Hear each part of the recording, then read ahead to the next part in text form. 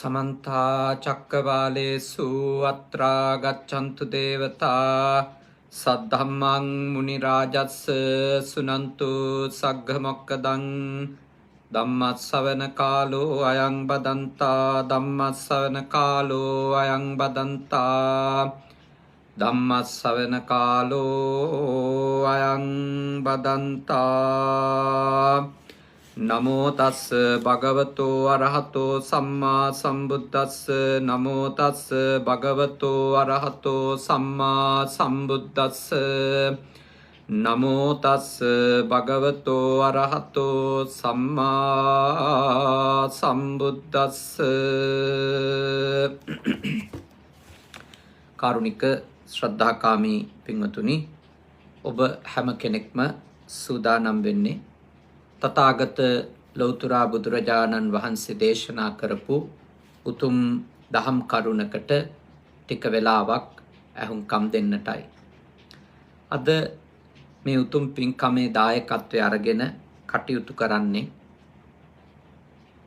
අපට සහෝදරයෙක් ලෙස කල්යාණ මිත්‍රයෙක් ලෙස මගේ ජීවිතේ ඉතා දීර්ඝ කාලයක් සමීපව ආශ්‍රය කරන පෙසදහවත් තාරක රාජපක්ෂ සොයුරා තමයි අද මේ උතුම් පින්කමේ දායකත්වය අරගෙන කටයුතු කරන්නේ. එතුමගේ ආදරණීය ඥාති සොයුරා ලෙස්ලි කැමිලස් පෙරේරා මහත්මාණන් අප්‍රේල් මාසේ 9 වෙනිදා අභාවයට පත් වුණා. එතුමා කතෝලික ක්‍රිස්තියානි භක්තිකයෙක්. නමුත් එතුමාට පින් අනුමෝදන් කරන්නට මේ උතුම් පින්කම මේ විදියට සිද්ධ කරන්නේ. ඒ නෝනා මහත්මිනිය ප්‍රමිලා පුෂ්ප කුමාරි ඒ වගේම පුතණුවන් කේශව ජනිත් පෙරේරා පුතණුවන් බොහොම දුකට ශෝකයට පත් වෙලා සිටින්නේ තමන්ගේ ආදරණීය පියාණන්ගේ අභාවය නිසා තමන්ගේ ස්වාමි පුරුෂයාගේ අභාවය නිසා දුකට වේදනාවට පත් වෙලා සිටින්නේ. ඒ වුණත් ඒ මිය ගියපු ඒ ඥාතිවරුන්ට පින්පෙත් අනුමෝදන් කිරීම සඳහා මේ විදියට ඥාති සොහොයුරා විසින් ධර්ම දානමය පින්කමක් සූදානම් කළේ. කාටත් තමන්ගේ ආදරණීයයන් වෙන්වීම ජීවිතේ දැරිය නොහැකි දුකක් වේදනාවක්. ඒක සතෙකුට වුණත් තමන්ගේ පැටියෙක් වෙන් වෙන එක තමන්ගේ අම්මා වෙන් වෙන එක ඒක සතෙකුට වුණත් දැනෙන වේදනාවක්. අපි කොතෙකුත් ඒ වගේ සිද්ධීන් දැකලා තිබෙනවා. සමහර සත්තු මැරිච්ච වෙලාවල් වල ඒ සත්තුන්ගේ පැටව් හෝ අම්මා හෝ මොන තරම් දුකකින් වේදනාවකින් ඒ මලකුණ ගාව තමන්ගේ අම්මා ගාව ගැවසෙනවද, තමන්ගේ දරුවා ගාව දරුවා මැරිලා ඉන්න තැන අඬා වැළපෙමින් කෙඳිරි ගාමින් නොකා නොබී ගැවසෙනවද කියලා අපි ඕන තරම් සත්තුන්ගෙන් දැකලා තියෙනවා. සතෙක් වෙලා ඉපදුනත් තමන්ගේ ආදරණීයයන් නැතුව ඉඳීම, තමන්ගේ ආදරණීයයන් අහිමි වීම දුකක් වේදනාවක්. තිමා විශ්වාස කරනවා පෙතාරක රාජපක්ෂ සොහොයුරාගේ ඒ සොහොයුරියට තමන්ගේ ස්වාමි පුරුෂයා වෙන්ව යාම, ඒ පුතාට තමන්ගේ ආදරණීය තාත්තා වෙන්ව යාම එක දරාගත නොහැකි වේදනාවක්, දුකක්, පීඩාවක්. ඒ වුණත් අපේ දහමට අනුව අපි මේ විදියට ධර්මය සාකච්ඡා කරලා එයින් අත්වෙන පින කුසලය එමියගිය අයට අනුමෝදන් කිරීම চিරාත් කාලයක් තිස්සේ සිද්ධ කරන දෙයක්. සියලු දානවලට වඩා ධර්ම දානය ඊටාම උතුම්, ඊටාම ඉහළ පින්කමක් බව තථාගත දේශනාවේ පෙන්වලා දීලා තිබෙනවා. හේතුව ආමිස දානයක තිබෙන ආනිසංස බොහොම බලවත්. හැබැයි ඊට වඩා අභය දානයේ තිබෙන ආනිසංස බොහොම බලවත්. හැබැයි ඊට වඩා ධර්ම දානමය පින ඊටාම ඉහළ පින්කමක් බව තමයි තථාගත ධර්මයෙහි පෙන්වලා දීලා තියෙන්නේ. ඒ මොකද හේතුව? ආමිස දානයකින් කෙනෙකුගේ පැවැත්ම යම් කාලයක් තියාගන්න උදව් කරන්න පුළුවන්. අභය දානයකින් කෙනෙකු මරන්නේ නැතුව, කෙනෙකුගේ දෙයක් කඩා වඩා ගන්නේ නැතුව, කෙනෙකුගේ පෞල් ජීවිතයට මැදිහත් වෙලා එය අර්බුදයට පත් කරන්නේ නැතුව යම් කිසි කාලයක් එයාට අපි නිසා බයක්, තැති ගැනීමක්, අසහනයක් ඇතිවීම වළක්වලා එයාට අපෙන් ප්‍රශ්නයක් වෙන්නේ නැහැ කියන විශ්වාසය ඇති කරලා යම් සැනසීමක් ලබා දෙන්න පුළුවන්. ඒත් මතක තියාගන්න, ආමිස දානයෙන්වත් අභය දානයෙන්වත් සදාකාලික සැනසෙල්ලක් කාටවත් ලබා දෙන්න බෑ. සදාකාලික නිවීමක්, සුවපත් භාවයක් කාටවත් ලබා දෙන්න බෑ. යම් කිසි කෙනෙකුට සදාකාලික සැනසීම ලැබෙන්නේ, සදාකාලික නිවීම ලැබෙන්නේ, මතක තියාගන්න ඕන, ධර්මාවබෝධයෙන් පමණයි. අන් කිසි දෙයකින් සදාකාලික නිවීමක්, සදාකාලික සැනසීමක් ලැබෙන්නේ නැහැ. తాවකාලික නිවීමක්, తాවකාලික සැනසීමක් අනිවාර්යෙන්ම අපට ලැබෙනවා. ඒත් ඒක සදාකාලික නෙමෙයි. අපට ගොඩාක් ධනය හම්බ කරගන්න පුළුවන්. කෝටි ගාණක්, සමහර ප්‍රකෝටි ගණන් ධනය හම්බ කරනවා. හැබැයි ඒගොල්ලන්ට ඒ ධනය සමග තාම කෙටි කාලයයි සැනසීම, සතුට, සොම්නස භුක්ති විඳින්න පුළුවන්. එක වෙලාවක් එනවා ජීවිතේ තමන් කොච්චර අමාරුවෙන් ආසාවෙන් හම්බ කරත් ඒ ධනයට තමන්ට රැකවරණයක් ලබා දෙන්න බැරි වෙලාවක්, තමන්ට ආරක්ෂාවක් ලබා දෙන්න බැරි වෙලාවක් එනවා. ඒක තමයි යථාර්ථය. මේ ලෝකේ බිලියන ට්‍රිලියන ගණනින් ධනය හම්බ කරපු මිනිස්සු ඉන්නවා. ඒ මිනිස්සු තමන්ගේ මරණ මංචකයේ ඉඳන් ලියපු සටහන්, කියපු කියමන් කියවනකොට, අධ්‍යයනය කරනකොට අපට පේනවා භාග්‍යවතුන් වහන්සේ වදාළ දහම කොච්චර ඇත්තද කියලා. උන්වහන්සේ අපි ආදරෙන් එකතු කරන, සම්පාදනය කරන ප්‍රධාන දෙකක් තියෙනවා. ඒ තමයි මානව සම්පත සහ භෞතික සම්පත. මානව සම්පත පුත්තා කියන වචනයෙන් අපි අර්ථවත් කරනවා. භෞතික සම්පත් ධනං කියන වචනයෙන් අර්ථවත් කරනවා. බුදුහාමුදුරුවෝ දේශනා කරා මේ මානව සම්පතට සහ භෞතික සම්පතට පුළුවන්කම ලැබෙන්නේ ඊටාම අල්ප වූ සැනසෙල්ලක් අපට ලබා දීමට පමණයි. ඊටාම අල්ප වූ සුවයක් අපට ගෙනල්ලා දෙන්න විතරයි මානව සම්පතට පුළුවන් වෙන්නේ, භෞතික සම්පත් වලට පුළුවන් වෙන්නේ. පුත්තා මත්ති ධනං මත්ති ඉති බාලෝ විහඤ්ඤති. තථාගතයන් වහන්සේ දේශනා කළා, මට දරුවෝ ඉන්නවා, මට ධනය තියනවා කියලා අනුවන මිනිස්සු ගොඩාක් එක හිතලම වෙහෙසෙනවා, පීඩාවටපත් වෙනවා. අත්තාහි අත්තනෝ නත්ති නැත්නම් අත්තාහි අත්තනෝ නාතෝ දෙකම පාවිච්චි කරනවා. ඒ විවිධ අවස්ථානුව. තමන්ට තමන් නැති කල කුතෝ පුත්තෝ කුතෝ ධනං මොන දරුවෝද මොන ධනයද කියලා තමයි භාග්‍යවතුන් වහන්සේ දේශනා කළේ. ඒකයි මා ඔබට සඳහන් කළේ මේ ධර්මය අවබෝධ කරගත්තොත් ඒ ධර්මයෙන් ඒ අවබෝධ කරගත්තු ඒ තථාගත ධර්මයෙන් ලැබෙන සැනසීම මතක තියාගන්න. අපට කවදාවත් ලැබෙන්නේ නැහැ. ඒ අපිට අත්විඳින්න හම්බ වෙන්නේ නැහැ.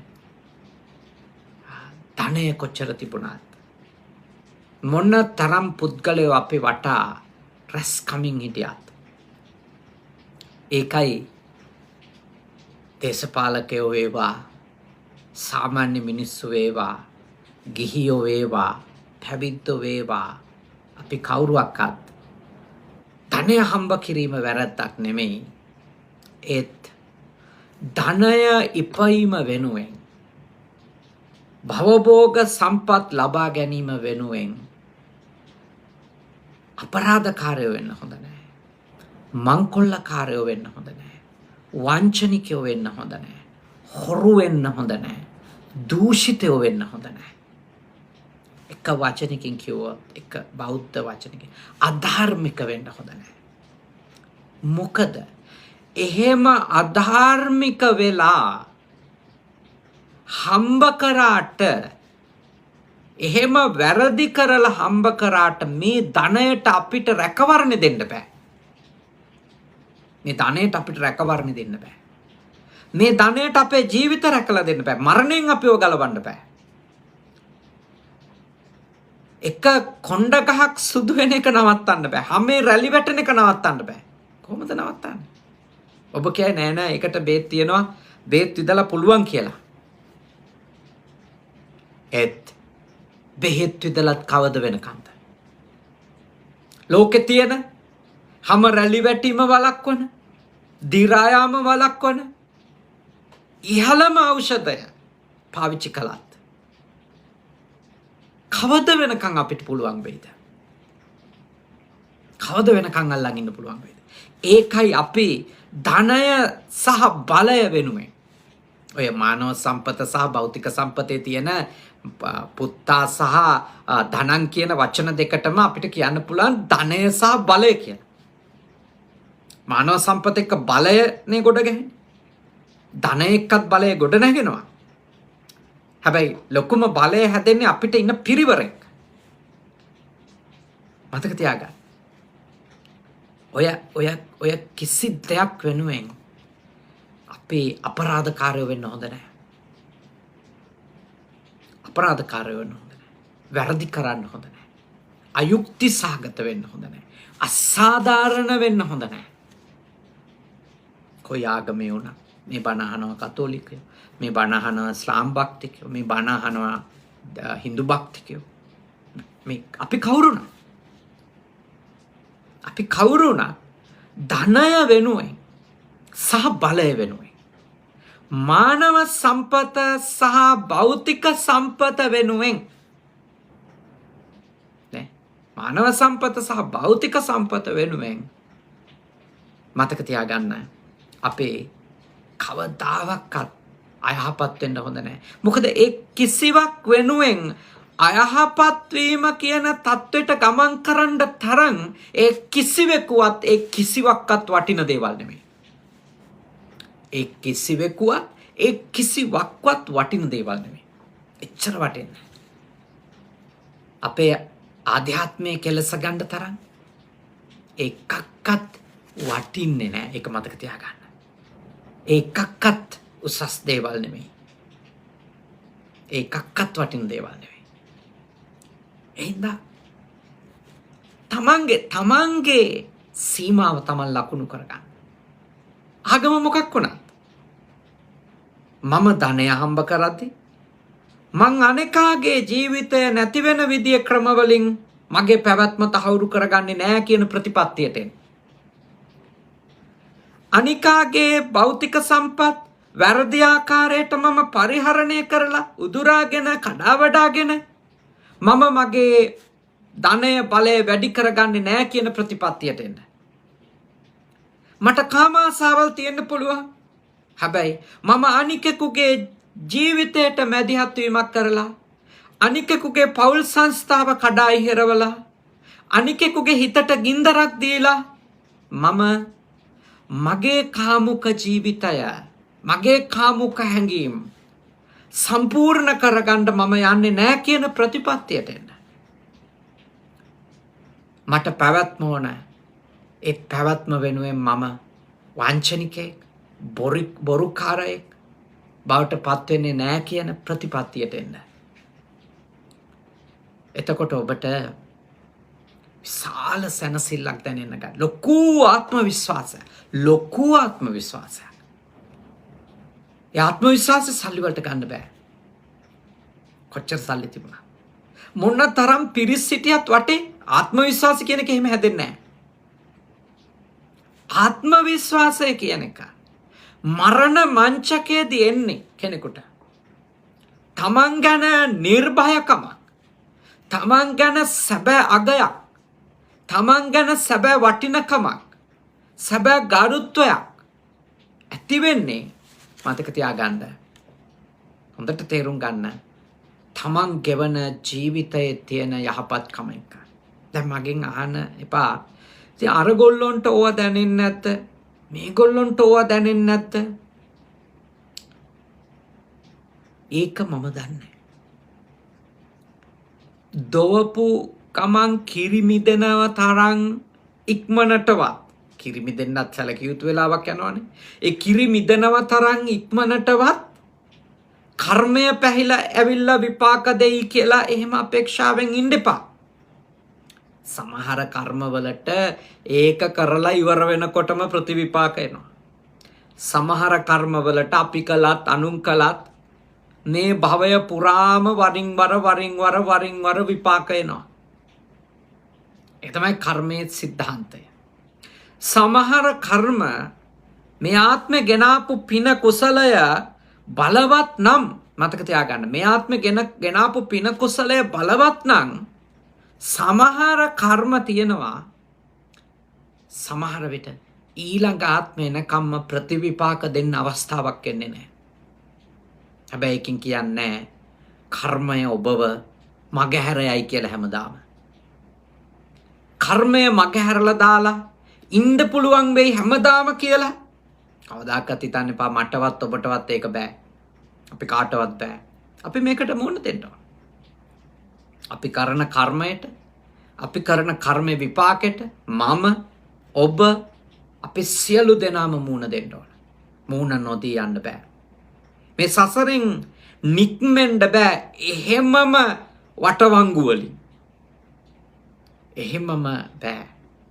ඔන්න අපි මේ භවයේ මහරහතන් වහන්සේ කෙනෙක් වුණොත් එතකොට පිරිනුවම් පානකම් විතරයි විපාක ටික. සෝතාපන්න වෙලා සුගති භූමියකම ඉපදුනොත් එතනත් විපාක එනවා. උපදින ආත්ම හත පුරාම විපාක එනවා. එහෙම කර්මය එහෙමම මගහරින එක ලේසි නෑ. අපිට තියෙන එකම ක්‍රමේ තමයි කර්මය මගහැර යන්න. නැත්තම් කර්මය ඉක්මවා යන්න, කර්ම විපාක ඉක්මවා යන නිවන් දකින්න එක. නිවන් දකින්නවා කිව්වටත් කෙලෙස් පරිනිර්වාණය නෙමෙයි. කායිකවත් පරිනිර්වාණයටපත් වෙන්න ඕනේ.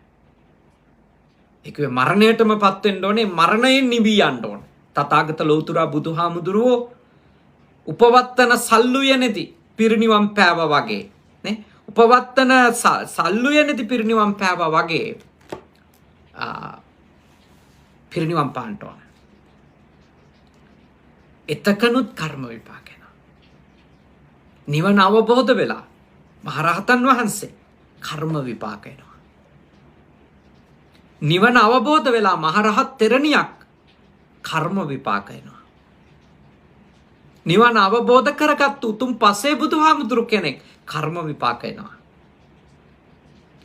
උතුම් නිවනට පත්වෙච්ච ලෞතුරා බුදුහාමුදුරු නමක් කර්ම විපාක එනවා. සසරේ කරපුවා මේ ආත්මේ වනේ සසරේ. මේ සසර කියන්නේ කොච්චර දිග එකක්ද? මොන තරම් දීර්ඝ එකක්ද මේ සංසාරේ. අනමතක් ගෝයම් භික්කවේ සංසාරෝ පුබ්බ කෝටින පඤ්ඤායති. මහණෙනි මේ සසර අනවරාග්‍රයි. එහි ආරම්භය කියන්න බෑ. කියන්න බෑ. එච්චර දීර්ඝ කාලයක් අපි මේ සසර ඉඳලා තියෙනවා. මොන තරම් ප්‍රාණඝාත කරලාද? මොන තරම් සත්වයින්ගේ ජීවිත ආරක්ෂා කරලාද නේ? ඒකේ ප්‍රාණඝාත කරලත් ඇති සමහර කෙනෙක්. එයාම ප්‍රාණීන්ගේ ජීවිත රැකලත් ඇති සසරේ. දන්නේ දෙකම. මොන තරම් හොරකම් කරලාද? මොන තරම්නම් අනුන්ගේ දේවල් ආරක්ෂා කරලා දෙන්න කැප වෙලා ඇද්ද? අනුන්ට දම්පැන් දීලා ඇද්ද? අනුන්ට දේවල් පිරිනමලා ඇද්ද අපේ? ඒ වගේම මොන තරම් වැරදි කාමයේ යෙදිලා ඇද්ද?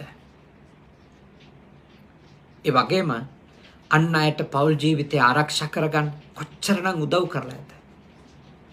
අන් අයගේ පවුලට ගෞරවයක් ලැබෙන විදියට මොන තරම්නම් සිල්වත්ව ඉඳලා ඇද්ද? ඒකුවේ පින් සහ පව් දෙකමනේ. කුසල් සහ කුසල් දෙකම. අපි මේ කෙලවරක් නැති සංසාරේ කරලා තියෙනවා. ඒ විපාක එනවා. ආනිසංස එනවා. දෙකම. විපාකත් ආනිසංසත් දෙකම එනවා අපිට. අපි කාට මහාන වෙලා හිටියත්, ගිහිව හිටියත් එනවා. රාජ්‍යව හිටියත්, පුරවැසියෙක් විදියට හිටියත් එනවා. ඒක නවත්තන්න බෑ. කර්මය අසාධාරණ එකක් නෙවෙයි. කර්මයේ තියෙන වටිනම දේ තමයි. කර්මයේ තියෙන වටිනම දේ තමයි. කර්මය කවදාවත් තමන් කරන දේට අනුන්ට ප්‍රතිවිපාකයක් ගෙනල්ලා දෙන්නේ නැහැ. තමන් කරන දේට අනුන්ට ප්‍රතිවිපාක කරන් දෙන්නේ නැහැ. කර්මය හරි සාධාරණ නීතියෙම නෑනේ. නීතියත් සාධාරණයි. හැබැයි ඒක සාධාරණව නඩු ඇහුවොත්. සාධාරණව ඒ නීතිඥයෝ කරුණු ඉදිරිපත් කරොත් එහෙම සත්‍යම ඉදිරිපත් වෙලා සත්‍යම ජයගත්තු අවස්ථා තියෙන්න පුළුවන්. හැබැයි ගොඩක් නීතිය ඒ පොතේ තියෙන විදියට වැඩ කරලා මිසක සමහර වෙලාවට වරදකරුවා නිවැරදිකරුවා වෙලා තියෙනවා. නිවැරදිකරුවා වැරදිකරුවා වෙලා තියෙනවා. සාධාරණ නැහැ. නීතිය ਸਰව සාධාරණ එකක් නෙමෙයි. නීතිය අඳුරුයි. එහිත් කළුවරක් තියෙනවා. කර්මය අඳුර නැහැ. කර්මය අඳුරක් නැහැ. මම කරන කර්මයට විපාක මට විතරමයි. මටමයි. ඔබ කරන කර්මයේ විපාක මට එන්නෙත් නැහැ. මං කරන කර්මවල විපාක ඔබට එන්නෙත් නැහැ. ඒකයි සාධාරණ. යම් කිසි කෙනෙක් කර්මයක් කරනවද හිතින් හිතලා? චේතයිත්වා කම්මං කරෝති. හිතින් හිතලා යම් කිසි කර්මයක් කරනවද? කායේන වාචාය මනසා. සිතින් කයින් වචනයෙන් සහ මනසින්. සිත කය වචනය කියන තුන්දරින්. එය කරේ දූෂිත හිතකින් නම් පදුට්ඨේන මනසා. අපිරිසිදු හිතකින් නම් කලේ. ද්වේෂයෙන් උමතු වෙලා නම්, වෛරයෙන් උමතු වෙලා නම්, තරහෙන්, තණ්හාවෙන්, ඊර්ෂ්‍යාවෙන්, ක්‍රෝධයෙන් උමතු වෙලා නම් තතෝනං දුක්ඛමං වේති. ඒ දුක් විපාක අපිට එනවා. ඒ දුක් විපාක අපිට එනවා. මොන වගේද? චක්කං වවහතෝ පදං. ගැල බැඳි රියසක නැත්නම් කරත්තරෝදේ වගේ. කරත්තරෝදේ වගේ. කරත්තේ හරක අඩි කිහිපයක් ඉස්සරහට ගියාට පස්සේ රවුමක් කරකැවෙනවා. කරත්තේ ස්වභාවයක. කරත්තේ ස්වභාවයක. රවුමක් ගියාම මේ අඩි කිහිපයක් ගියාම රවුමක් හරක නවතිනකොට ආයෙ ඇදෙනකොට ඉස්සරහට යනවා. කොච්චර බඩු පැටවුවත් ඒ බර දරා ගන්න ඕන නේ. ඒ බර දරා ගන්න ඕන. ඒක තමයි කරත්ත රෝදෙට උපමා කළේ. තාම දුක්ඛිත පාරවල් වල, තාම දුෂ්කර පාරවල් වල යන්න ඕන. කරත්ත රෝදයක් කියන්නේ කරත්තෙට ගැට ගැහිලා තියෙන තාකල් දුක් විඳින එකක්. අපි කරන පාප කර්මවල විපාක කියන්නේ ඇත්තටම කිව්වොත් අපි මේ සසරේ ඉන්න තාක්කල් විපාක වරින් වර ඉදිරිපත් වෙනවා. ඒ වර මං කලින් ධර්ම දේශනාවකදී මතක් කළා කාල සම්පatti, කාල විපatti, ගති සම්පatti, ගති විපatti, උපදි සම්පatti, උපදි විපatti මේ ආදී කාරණා මත වෙනස් වෙනවා. විපාක ලැබෙන, ආනිසංස ලැබෙන රටාව වෙනස් වෙනවා. නමුත් කර්ම විපාක එනවා. එහින්දා ඔබ අවබෝධ කරගන්න ඕන අපේ මරණය සිද්ධවීම, ලෙඩවීම, වයසට යෑම මේ කිසිම දෙයක් නවත්තන්න බෑ ධනයට, බලයට. එහින්දා අපි කල යුතු දේ තමයි අපට ඕනම ටික ලබා දෙන්න බැරි නම් අපිට මැරෙන්නේ නැතුව ඉන්න අපි කවුරුත් කැමති. අමරිතුකාමෝ නොමැරී ඉන්න හැමෝම කැමති. සබ්බේසං ජීවිතම් පියං තථාගතයන් වහන්සේ වදාළ සියලු දෙනාටම ප්‍රිය ජීවිතය ජීවත් වීම. දැන් සමහරු කියයි නෑ මට නම් ස්වාමීන් වහන්සේ ජීවිතේ පා වෙලා තියෙන්නේ මැරෙන්න හිතලා තියෙන්නේ කියලා. ඒ ඔබට ප්‍රිය විදියට ඒක පවතින්නේ නැති නිසා මිසක ඔබ ජීවිතයට ප්‍රිය නැති හින්දා නෙවෙයි. ඔබ ආස විදියට දේවල් වෙනවා නම් ඔබට මැරෙන්න හිතෙන්නේ නෑනේ. ඔබ කියන විදියට ඔබේ ආදරණීයයෝ ඉන්නවා නම් ඔබට මැරෙන්න හිතෙන්නේ නෑනේ. ඒ කියන්නේ කාට හරි අද මැරෙන්න හිතිලා තියෙනවා නම්, සියදිවි නසා ගන්න හිතිලා තියෙනවා නම්, ඒකෙත් අදහස තමයි එයා එච්චරට ජීවිතයට ආදරේ කියන එක. එයා එච්චරට ජීවත් වෙන්න කැමතියි කියන එක. සබ්බේ සංජීවිතං සියලු දෙනාටම ප්‍රිය ජීවිතය. හැබැයි අපිට ප්‍රිය ජීවිතය, අපි ආදරය කරන ජීවිතය, අපි ආස ජීවිතය, අපි හොයන ජීවිතය, ජීවිතයේ සදාකාලිකත්වය ලබා දෙන්න අපි හම්බ කරන සල්ලි වලට බෑ. දේශපාලනය කරන සියලු පක්ෂවල මහත්තුරුනි, නෝනාවරුනි ඒක හිතන්න. සල්ලි හම්බ කරන අපි හැමෝම ඒක හිතන්න ඕන. ඒක සිටිය යුතුයි. මේ සල්ලි වලින් අපි ආසම දේවල් ලබා දෙන්න සල්ලි වලට බෑ. නොමැරී ඉන්න පුළුවන් තත්වයක් උදා කරලා දෙන්න බෑ. බෑ උදා කරලා දෙන්න. කොයි වෙලේ හරි මැරෙනවා. කවදා හරි මැරෙනවා. වයස කීයේදී හරි මැරෙනවා. එහෙම අමරණීය කියලා කවුරුත් මේ ලෝකේ නැහැ. සදාකාලික අය කියලා කවුරුත් නැහැ. සතර මහා ධාතුන්ගෙන් හැදිච්ච මේ කය වෙනස් වෙවි පැවතිලා එක වෙලාවක නිරුද්ධ වෙනවා. ඒ තමයි යථාර්ථය. ඉතින් ඇයි අපිට ආසදේ තියාගන්න තරම් උදව් කළ නොහැකි ධනයක් වෙනුවෙන් ඇයි අපි අසාධාරණ වෙන්නේ? ඇයි අපි අයුක්ති සහගත වෙන්නේ? ඇයි අපි අපරාධකාරයෝ වෙන්නේ? ඇයි අපි එකිනෙකා එක කා කොටා ගන්නෙ? ඇයි අපි කුලල් කහගන්නේ? ඇයි අපි මරාගෙන මැරෙන්න යන්නේ? හිතන්න. හොඳට තේරුම් ගන්න එක. ඊළඟට බලය මේ කිසිම දෙයක් තුල නැ ශක්තියක් අපි වයසට යන එක නවත්තලා දෙන්න. දැන් අද දවස ගෙවිලා ඉවරයිනේ. මේ දවස් අපිට ලබා දෙන්න පුළුවන් ධනයට දැන් 41යි මාසයයි දවස් 29ක් අදට ගත වුණා කියමුකෝ කෙනෙකුගේ වයස. එයාට දැන් අද දවස ගෙවිලා තව පැය ගානකට පස්සේ 41යි මාසයයි දවස් 30ක් බවට පත් වෙන එයාගේ ජීවිතේ නවත්තන්න සල්ලි වලට පුළුවන්ද?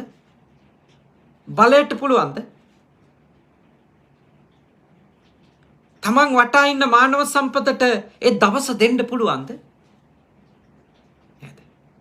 ඒ දවස දෙන්න බෑ. ඒ දවස දෙන්න බෑ. ගෙවෙන එක පැයක්වත් ලබා දෙන්න ඒ ධනයට බෑ. ඒ බලයට බෑ. අපි වටා රොද බැඳගෙන ඉන්න අයට බෑ. එතකොට අපි මේ දේවල් සහ පුද්ගලයෝ වෙනුවෙන් අපේ තියෙන යහපත්කම නැති කරගන්න ඕනද? ඒ මානව සම්පත සහ ඒ භෞතික සම්පත අපේ වයස අපට ඕන මට්ටමින් තියාගන්න උදව් කරන්න බැරි, අපට ඕනි තැන නවත්තලා දෙන්න බැරි ඒ ධනය වෙනුවෙන් අපි වැරදි කරන්න ඕනද? අපි හොරකම් කරන්න ඕනද? අපි මංකොල්ල කන්න ඕනද? දූෂිතයෝ වෙන්න ඕනද? එවැනි බලයක් වෙනුවෙන් අපි නැහෙන්න ඕනද? කෑදර වෙන්න ඕනද? හොඳට හිතන්න. හිතනවා නම් විතරයි මේ දේශනාවෙන් ප්‍රතිඵලය ලැබෙන්නේ. හිතන්න නැත්තම් තවත් සුළඟට මුසුණු ශබ්ද ටිකක්, වචන ටිකක්. හිතනවා නම් මේ දේශනාව ජීවිත වෙනස් කරගන්න බොහෝ දෙනෙකුට උදව් වෙයි. බොහෝ දෙනෙකුට උපකාරවත් වෙයි. හිතන්න නැති අයට මෙවැනි දේශනා 100,000 ගාණක් ඇහුණත් මොකද නෑ, ඇහෙනවා. ඒගොල්ලෝ සවන් දෙන්නේ නෑ, ඇහෙනවා. හඬවල්, ශබ්ද, වචන ඇහෙනවා. ඒවා අර්ථ අවබෝධ වෙන්නේ සවන් දුන්නොත්. සවන් දුන්නොත්. අහගෙන හිටියොත්. ඒ අහන දේ ධාරණය කරගත්තොත්, ධාරණය කරගන්න දේවල් මෙනෙහි කර පුහුණු වෙන්න පටන් ගත්තොත්, අභියෝගාත්මක පරිසරවලදී තමන්ගේ අවබෝධ කරගත්තු දහම ප්‍රායෝගිකව යොදවන්න පටන් ගත්තොත්, අන්න එතකොට ඔබට ලැබෙන්න පටන් ගන්නවා තථාගතයන් වහන්සේගේ සරණ, පිහිට, ආධාරය, රැකවරණය ලැබෙන්න පටන් ගන්නවා. ඔබට ඒක කරන්න පුළුවන්. ඔබට ඒක ලබා ගන්න පුළුවන්. අවබෝධයෙන් විතරයි ලැබෙන්නේ. අවබෝධ කරගත්තේ නැතොත් මේවා 100 ගාණක් ඇහුවත් වැඩක් වෙන්නේ නැහැ. අපි නිකන් හිස් මිනිස්සු විදියට මැරිලා යයි. මේවා දන්න අය ගොඩක් ඉන්නවා. මේ දේවල් දන්න ඉගෙනගත්තු අය ගොඩාක් ලෝකේ ඉන්නවා. මේ දැනුමෙන් නෙමෙයි මටවත් ඔබටවත් ප්‍රයෝජනෙ ලැබෙන්නේ. මේ දැනුම අවබෝධය බවට පත් කරගත්තොත්. නේද? දැනුම අවබෝධය බවට පත් කරගන්න ඕන. අවබෝධය ප්‍රත්‍යක්ෂ ඥානය බවට මේ දැනුම පත් කරගන්න ඕන. එතකොට තමයි අපේ සැනසීම අපිට ලැබෙන්න පටන් ගන්නෙ. අපිට බුදුහාමුදුරන්ගේ පිහිට ආධාරය හරියටම ලැබුණා වෙන්නේ. ඒ හින්දා මරණයේදී පිහිටක් වෙන්න පුළුවන් දෙයක් හම්බ කරගමු. මරණයට උපකාරයක් වෙන දෙයක් අපේ ජීවිතේ රැස් කරමු. මරණයේදී අපිට පුංචි හරි පිහිටක් වුණොත් පිහිට වෙන්නේ කරපු පින් විතරයි. ඒ කොහොමද පිහිට වෙන්නේ? මරණය වළක්වලා දෙන්නද? නෑ. මරුණම ඊළඟට උපදින තැන මීට වඩා අබමල් රේණුවක් හෝ යහපත් කරගන්න එක්ක මේ මට්ටමේම තැනක් කරගන්න තමයි පිනෙන් උදව්වක් ලැබෙන්නේ. ඒකනේ අර කරදරමයි ජීවිතයක හැමදාම මරණයමයි ටික ටිකවත් ලංවීම පින පමණයි තරමකවත් සෑහීම නිවන තමයි අපි කාටත් සැනසීම කියලා ඔබට මතක ඇති අර බෝධි පූජා කරනකොට කියන පානදුරි අරිය ධම්මසායින් වහන්සේ සජ්ජායනා කරපු ලස්සන කවියක්. ඒ කවියේ තියෙන මේ අර්ථය හැමදාම ජීවිතේ කරදර අපි කාටත් කරදර ජීවිතේ පුරාම දවසින් දවස මරණය වෙත ලං වෙනවා. අපේ තාරක අයියාගේ ඥාති සොහොයුරා මරණයට ගියා වගේ අපිත් ලං වෙනවා. ටික ටික මරණයට ලං වෙනවා. අපිට පුංචි හරි සැනසීමක් ලැබෙන්නේ අපි කරන ලද පින් හින්දා. අපි අනිත් අයට කරපු උදව් ගැන හිතනකොට සතුටක් දැනෙනවා. සැනසීමක් දැනෙනවා. ආත්ම විශ්වාසයක් දැනෙනවා. පරපණ නසල නැති එක ගැන, හොරකම් කරලා නැති එක ගැන, වැරදි කාමයට ගිහිලා නැති එක ගැන, බොරු කියලා නැති එක ගැන නේද? ඒක හිතනකොට සැනසීමක්, ඒ කරපු පින් ගැන හිතනකොට සැනසීමක් ලැබෙනවා. හැබැයි ඒ සැනසීම සදාකාලික සැනසීමක් වෙන්නේ උතුම් චතුරාර්ය සත්‍ය ධර්මය අවබෝධ කරගත්තොත් විතරමයි. එහෙම නැති වුණොත් ඒකත් සදාකාලික සැනසෙල්ලක් නෙමෙයි. තාවකාලික සැනසෙල්ලක්. බුදුහාමුදුරුව අපිට යෝජනා කරේ, දේශනා කරේ සදාකාලික සැනසෙල්ල කරා යන්න. සදාකාලික සැනසෙල්ල. ඒ ලබා ගන්න අපිට අනිවාර්යෙන්ම පුළුවන්. එය ලබාගත නොහැකි දෙයක් නෙමෙයි. එය ලබා ගන්නට බැරි දෙයක් නෙමෙයි සදාකාලික සැනසෙල්ල කියන එක. ඒකටයි මාත් වීරිය කරන්නේ. ඔබත් වීරිය කරන්න. ඒක අත්‍යවශ්‍යයි. ඒක අත්‍යවශ්‍යයි. මේ දුක් විඳිනවා ඇති අපි කවුරුත්. කී දෙනෙක් නිසා දුක් විඳිනවද නේ? කී දෙනෙක් නිසා? තමා දකිනවා නගරවල වීදිවල තරුණ තරුණියෝ සැනසීම ඉල්ලලා පාලකයින්ගෙන් කෑ ගහනවා. පාරවල් දිගේ ඇවිදිනවා. රෑ දවල් නැතුව නිදි වරනවා. ඔවුන් ඇත්තටම සැනසීම හොයනවා. ඔවුන් විශ්වාස කරන ලෝකේ සැනසීම හොයනවා. මෙහෙම අපි සසරේ මොන තරම්නම් කාලයක් මෙහෙම යාඥා කරලා ඇත්ත සැනසීම වෙනුවෙන්, රණ්ඩු කරලා ඇත්ත සැනසීම සහ නිදහස වෙනුවෙන්, ඉල්ලීම් කරලා ඇත්ත රැකවරණය සහ සුවපත් බව වෙනුවෙන්. මේ සසරේනේ කොච්චර විඳවනවද? කවුරුත් විඳවනවා. බඩු මිල වැඩි වෙලා විඳවනවා. තෙල් නැතුව විඳවනවා. සල්ලි තිබුණත් ගෑස් එක ගන්න නැතුව විඳවනවා. හැම තැනම විඳවන හඬ, හැම තැනම දේශය, තරහව, වෛරය, ක්‍රෝධය හැම තැනකම පිරිලා ඉතිරිලා යමින් තියෙනවා. මා කියන්නේ ඒ කරන දේවල් කිසිම වැඩක් නැති, අනුවන නොකළ යුතු දේවල්, ඒ වගේ අදහසක් මට කියන්න බෑ. ඔවුන් සැනසීම හොයනවා. ඔවුන් විශ්වාස කරන ලෞකික ලෝකේ සැනසීම හොයනවා. ඒකට මට මොකක් කියන්න බෑ. හැබැයි මම ඔබට යෝජනා කරනවා මේ අර්බුද ඇතුළෙම මේ සසර තේරුම් ගන්න බලන්න.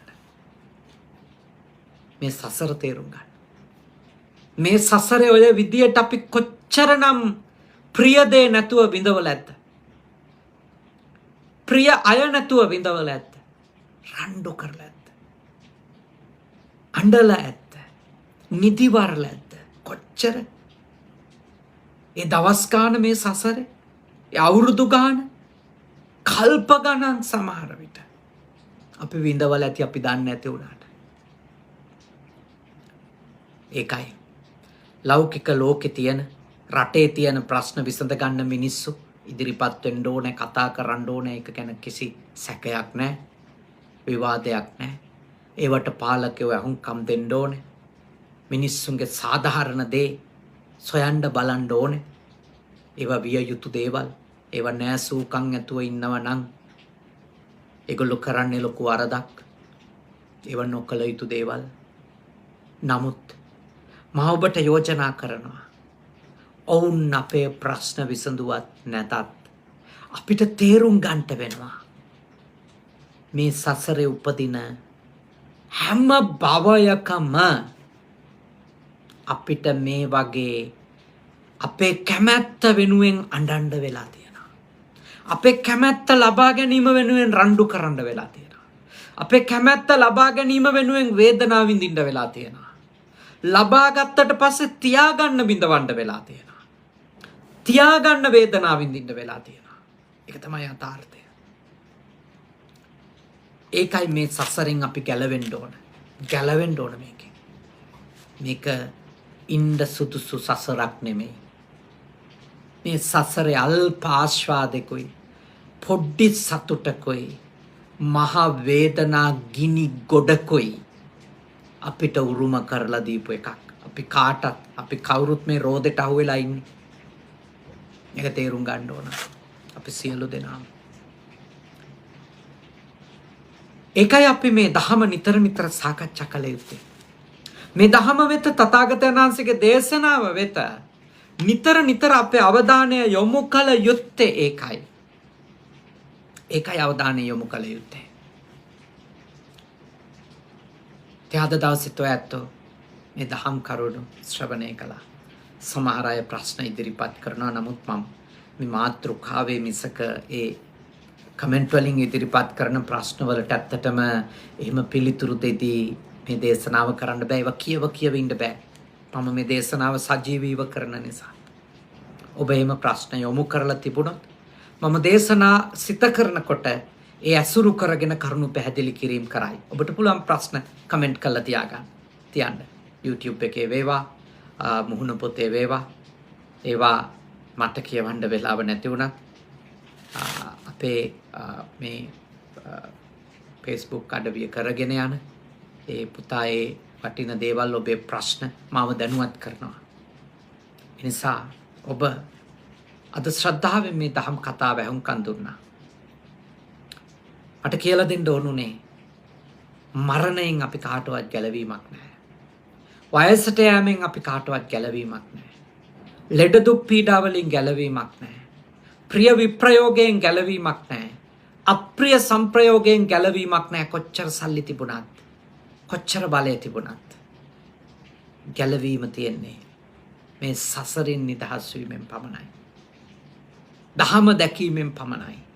ධර්ම මාර්ගය අනුගමනය කරලා ජීවිතය පොඩ්ඩක් කරේ යහපත් කර ගැනීමෙන් පමණයි අල්ප හරි සැනසෙල්ලක් ලබන්න පුළුවන්. ඒ නිසාද හොඳට ඔබ මේ දේශනාව ශ්‍රවණය කළා. මේ දේශනාව සිද්ධ කළේ ඇත්තටම මගේ කල්යාණ මිත්‍රයෙක්, මට සොහොයුරෙක් ලෙස මේ රටට ඇවිල්ලා අධ්‍යාපන කටයුතු කරන්නට මට ආරාධනා කරත් අපේ තාරක රාජපක්ෂය ආපු දා ඉඳලා සොයමින් බලමින් පුළුවන් ශක්ති ප්‍රමාණයෙන් මගේ අධ්‍යාපන කටයුතු වලට දායක වෙන සොහොයුරෙක්, කල්යාණ මිත්‍රයෙක්. එතුමාගේ ආදරණීය ඥාති සොහොයුරා කේශව ජනිත් පෙරේරා පුතාගේ ආදරණීය තාත්තා, ප්‍රමිලා පුෂ්ප කුමාරි ඒ මහත්මිනියගේ ආදරණීය ස්වාමි පුරුෂයා, කතෝලික බැතිමතෙක් ලෙස්ලි කැමිලස් පෙරේරා මහත්මාණන්. එතුමන් මිය ගියේ අප්‍රේල් 9 වෙනිදා. එතුමන්ට මේ පින් අත් වේවා. එතුමන් සුවපත් වෙත්වා, සැපවත් වෙත්වා, දුකින් මිදෙත්වා, සසර භව ගමනේ සතර අපායකට නොවැටේවා. ඉක්මන් භවයකදී ඥාතිවරයා වගේම වනහ පොබේ ඥාතිවරුත් උතුම් නිවනින් සැනසීමම උදා කර ගනිත්වා. සාදු සාදු සාදු. ඒ වගේම දෙවියෝ පින් අත් කර ගනිත්වා. දෙවියන්ගේ ආශිර්වාදය, ආරක්ෂාව, බැල්ම ශක්තිය අප්‍රේල් මාසේ 8 වෙනිදා අපේ තාරකයගේ ජන්මදිනය යෙදිලා තිබුණේ.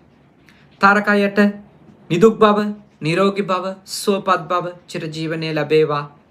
ඒ මහත්මිනියට සොහොයුරියටත් දරුවෝ 3 දෙනා ඇතුළු කොට පවුලේ ලංකාවේ ජීවත් වෙන ආදරණීය අම්මට, තාත්තට, ඒ වගේම නෝනා මහත්මිනියගේ අම්මා තාත්තා ඇතුළු සියලු දෙනාටමත් සියලු දෙවියන්ගේ ආශිර්වාදය වේවා.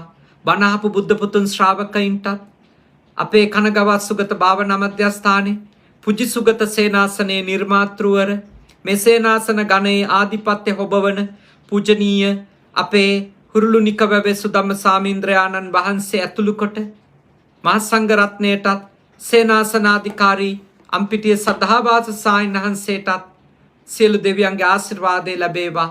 බණ අහපු කල්යාණ මිත්‍ර සායින් වහන්සේලට එවැගේම බෞද්ධ කතෝලික ඉස්ලාම් ආදී සියලු ආගම්වලට අයත් ජනතාවට දේශනාව ශ්‍රවණය කරපු ශ්‍රාවක පිරිසට දෙවියන්ගේ ආශිර්වාදය ලැබේවා. නිදුක් බව නිරෝගී බව සුවපත් බව උදා වේවා. අපේ රට විනාශයක් කරා ගමන් නොකරත්වා අපේ රට ආරක්ෂා වෙත්වා. ඒ සඳහා පුරවැසියන්ගෙත් ඒ වගේම ඒ සඳහා පාලකයින්ගෙත් නැනනුවන දියුණු වේවා. සියලු දෙවියෝ අපේ රට ආරක්ෂා කරත්වා. මහජනතාව සියලු දෙනා රකිත්වා. දෙවියෝද නිවන් අවබෝධ කරත්වා. සාදු සාදු සාදු. අවසාන වශයෙන් ඔබ අප හැම දෙනාට දෙවි දේවතාවුන්ට මියගිය ඒ ඥාතිවරයාණන් ඇතුළු කොට සියලු ඥාතීන්ට මේ පින් කුසල් පාරමී වේවා. මේ භවයේ පුරාමත් සසරේ හැමදාමත් සත්පුරුෂයෝ පමණක් මුණ ගැහේවා. කල්යාණ මිත්‍රයෝ මුණ ගැහේවා. උතුම් සත් ධර්මයේ මැසේවා. ධර්මානුධර්ම ප්‍රතිපත්ති පුරාගෙන ඉක්මන් භවයකදී නිවන් දකින්ට අද කරගත්ත පින්කම පාරමිතාවක් වේවා. සාදු සාදු සාදු. හෙට දවසෙත් වගේම අනිදා දවසේ සද්ධර්ම දේශනා ජපානයේ වෙලාවෙන් රාත්‍රී 7ට පැවැත්වෙනවා. ලංකාවේ වෙලාවෙන් හවස 3:30ට පැවැත්වෙන බව සිහිපත් කරනවා. ඔබ හැමදෙනාම නිදුක් වෙත්වා, නිරෝගී වෙත්වා, සුවපත් වෙත්වා. ආකාසට්ටා ච බුම්මට්ටා දේවා නාග මහිත්‍තිකා පුඤ්ඤන්තං අනුමෝදිත්වා චිරන් රක්칸තු ශාසනං. ආකාසට්ටා ච බුම්මට්ටා දේවා නාග මහිත්‍තිකා පුඤ්ඤන්තං අනුමෝදිත්වා චිරන් රක්칸තු දේශනං. ආකාසට්ටා ච බුම්මට්ටා දේවා නාග මහිත්‍තිකා පුඤ්ඤන්තං අනුමෝදිත්වා චිරං රක්칸තු මම් පරම්ති තී. ඔබ හැම දිනාටම තුනුරුවන් සරණයි. සාදු සාදු සාදු.